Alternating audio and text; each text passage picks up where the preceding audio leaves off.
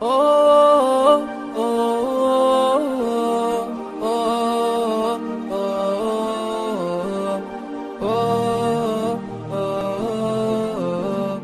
oh, tirara, tirarara, tirara, tirarara, tirara, tirarara. في غمرة بهجتنا هنو يلا اللي تحبون، في حزة هالأعياد وش باقي غير الأعياد. في غمرة بهجتنا هنو يلا اللي تحبون، في حزة هالأعياد. Assalamualaikum warahmatullahi wabarakatuh. Alhamdulillahi hamdan katsiran tayyiban mubarakan fihi kama yuhibbu rabbuna wa yarda. Amma ba'du, teman-teman sekalian, sahabat channel kami dimanapun saat ini antum semua mudah-mudahan selalu berbahagia. Bersyukur kita kehadirat Allah mengawali perjumpaan kita karena masih diberikan kesempatan untuk berada selalu dalam kebaikan. Salawat dan salam semoga selalu tercurahkan kepada Nabi sang junjungan Muhammad sallallahu alaihi wasallam. Baik, langsung saja teman-teman sekalian, kita lanjutkan kembali pembelajaran ilmu nahwu di jilid yang kedua dari kitab An-Nahwul Wadih fi Qawaidil Lughah Al-Arabiyyah.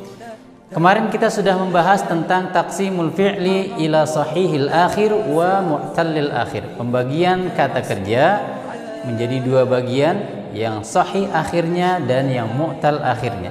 Sekarang kita akan membahas satu tema dengan judul al-mabniyu wal mu'rabu. Apa sih itu al-mabni dan apa pula itu al-mu'rab? Al-mabni secara bahasa adalah isim maf'ul, kata benda yang menerangkan objek dari kata bana yabni, sesuatu yang dibangun. Bangunan itu sesuatu yang tetap, konsisten, tidak kemana-mana, tidak berubah. Kemudian al-mu'rab dari kata al-i'rab yang artinya secara bahasa adalah al-idah wal ibanah, menjelaskan, memperjelas. Sedangkan secara istilah al-i'rab atau al-mu'rab adalah sesuatu kata yang berubah-ubah akhir daripada huruf terakhir dari kata tersebut akibat adanya pengaruh-pengaruh dalam sebuah kalimat. Baik, di hadapan kita seperti biasa bil mithal yattadihul maqal. Dengan contoh akan menjadi jelaslah apa yang kita beri judul di awal perjumpaan kita. Aina manziluka. Aina kata tanya, di mana? Manzil rumahmu, di mana rumahmu? Kemudian dzabahal jazzaru syatan. Seorang tukang jagal telah menyembelih seekor domba. Min ayyi makanin ji'ta. Berasal dari mana engkau datang, atau engkau datang dari mana?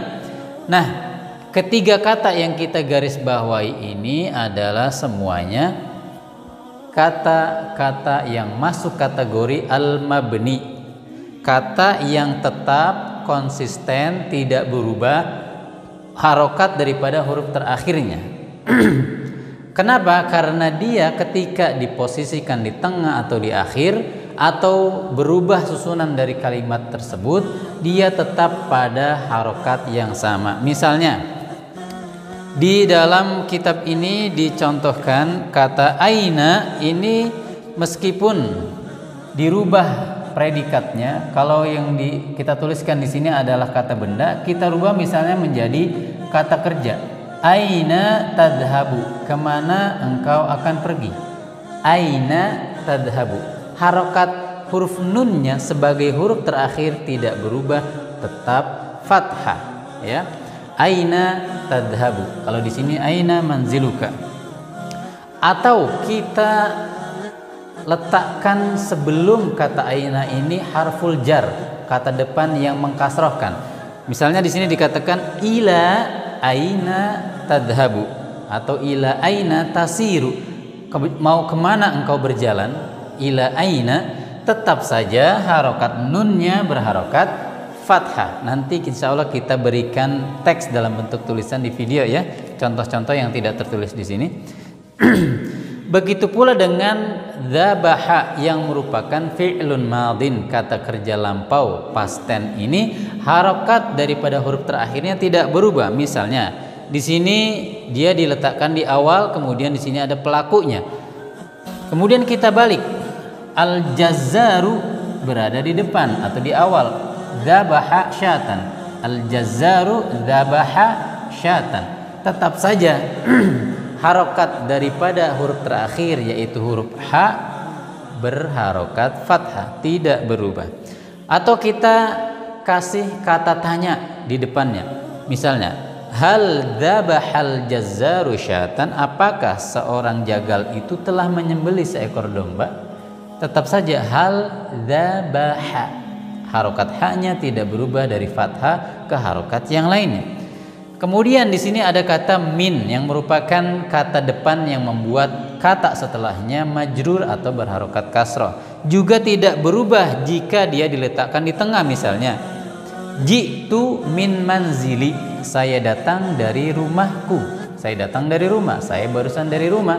Ketika ditanya dari mana kamu, jitu min manzili, tetap saja harokat nunnya sukun, jitu min, meskipun didahului oleh kata kerja. Baik teman-teman sekalian, itulah yang dimaksud dengan al-mabni, kata-kata yang tetap konsisten pada satu kondisi atau pada satu harokat, meskipun ada faktor-faktor yang harusnya merubah jika terjadi pada kata-kata lain selain mabni. Sekarang kita akan membahas tentang al-mu'rab, tentu adalah sebaliknya atau selain daripada yang mabni ini. Dalam kitab ini dicontohkan misalnya Al-qutnu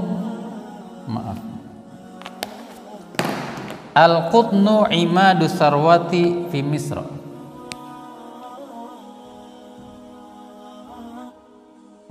Al-qutnu imad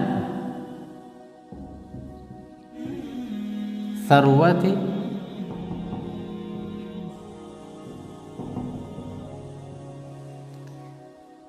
fi Misra.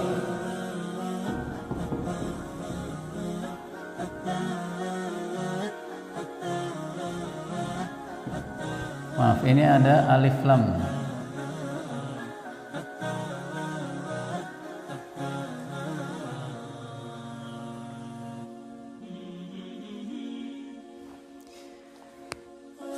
Kapas merupakan komoditi utama, ya. Kita artikan saja, imad itu kan aslinya tiang, asarwah itu kekayaan, fi Misra di Mesir. Al-qutnu adalah komoditi utama di Mesir atau menjadi tulang punggungnya industri di Mesir. Nah, kita fokus kepada kata al-qutnu. Ini adalah kata benda mu'rab, kata-kata yang harokat huruf terakhirnya bisa berubah-ubah sesuai kondisi atau susunan kalimat atau posisi kata ini dalam sebuah kalimat. Contoh, kalau di kitab ini dikatakan jana al-fallahu al-qutna, kita tulis saja ya contoh perubahannya.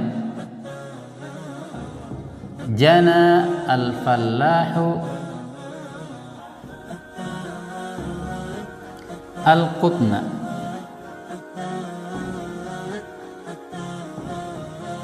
Di kalimat yang pertama, al-qutnu sebagai mubtada, mubtada itu marfu berharokat dhammah karena dia merupakan kata benda, di awal kalimat harus berharokat dhammah.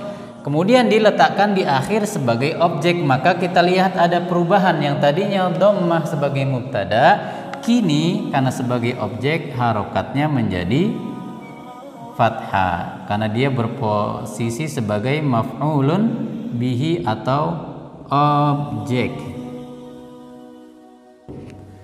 Jadi ada perubahan. Inilah yang disebut kata benda atau kata yang mu'rab, bisa berubah karena adanya faktor pengubah.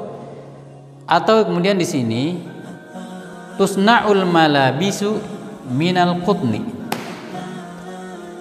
Tusna'u al-malabis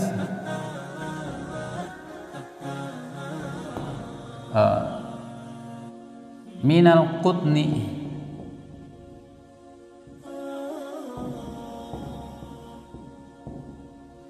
Lihat harokat huruf terakhirnya berharokat kasrah karena didahului oleh faktor pengubah yaitu min harful jar. Jadi kasrah. Lihat perubahan dari dhammah, kemudian fathah, kasrah, marfu, mansub dan majrur. Inilah contoh dari kata benda yang mu'rab atau kata yang mu'rab yang berubah-ubah. Baik teman-teman sekalian, kita akan memberikan kesimpulan di akhir video ini berupa kaidah. Apa kaidahnya? Kita bacakan di halaman 8 dari kitab ini. Silakan kalau yang punya bukunya dibuka. Al-Qawaid, kaidah nomor 27. Ini menyambung ya dengan kaidah di jilid pertama, makanya diberi nomor. Al-kalimatu tanqasimu qismain. Kata-kata dalam bahasa Arab itu terbagi menjadi dua bagian dari sisi i'rab dan binanya. Ma yathbutu akhiruhu ala halin wahidah.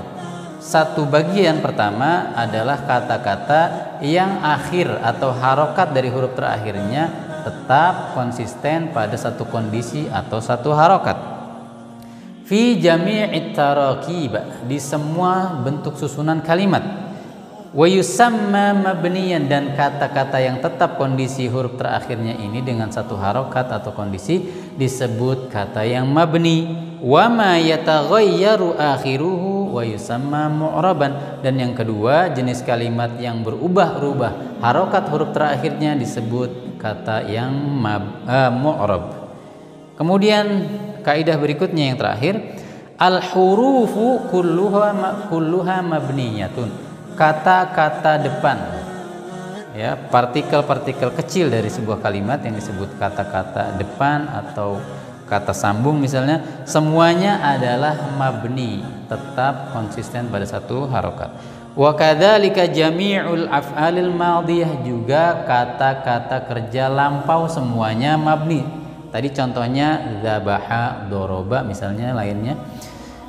Kemudian wa jami'u af'alil amr, dan semua kata kerja perintah itu termasuk kata-kata yang mabni, konsisten, tetap tidak berubah harokat akhirnya. Baik teman-teman sekalian, jika ada yang belum atau kurang jelas dari penjelasan kami, silakan berikan komentar terbaik antum dengan tentunya bahasa yang sopan, dan mudah-mudahan menjadi amal jariah kita semua hingga kita sudah wafat pun akan menjadi amal saleh yang memberikan kebaikan baik di alam kubur kita hingga ke surganya Allah kelak. Amin ya rabbal alamin. Barakallahu fikum. Assalamualaikum warahmatullahi wabarakatuh.